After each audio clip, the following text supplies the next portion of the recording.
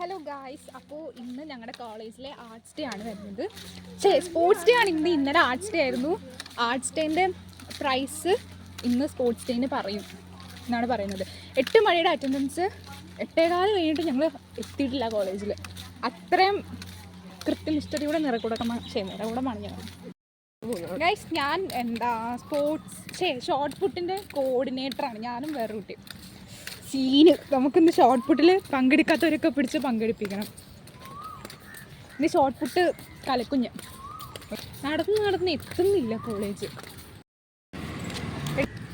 Guys, ഞങ്ങളുടെ sports ഡേന് മാത്രമാണ് എന്ത് സംഭവിക്കുന്നത്, ഈ പറയുന്ന മഴ. ഞങ്ങളുടെ സ്പോർട്സ് ഡേന് മാത്രമാണ് മഴ വരുന്നത്. അത് ഞങ്ങളുടെ മാത്രം സ്പോർട്സ് എന്ത് പരിപാടി നടത്താണെങ്കിലും സ്പോർട്സ് ആർട്സ് റിലേറ്റഡ് ആയിട്ടുള്ള ആർട്സ് പിന്നെയും മഴ അധികം വരത്തില്ല, കാരണം അത് അകത്ത് ഓൺ സ്റ്റേജ് ഓഫ് സ്റ്റേജ് ഒക്കെ അല്ലേ. ബട്ട് സ്പോർട്സ് ഡേ എന്തായാലും മഴ വരും. അതാണ് ഞങ്ങളുടെ കോളേജിൻ്റെ ഐശ്വര്യം. അയ്യോ, എനിക്ക് വയ്യ, എനിക്ക് ജീവിക്കണ്ടേ. ഞാൻ കളിക്കില്ല. നിങ്ങൾ തന്നെ വെട്ടാൻ വേണ്ടി മാത്രം പറഞ്ഞു പോരാ. എടി, നീ കളിക്കണം എന്നില്ലടി.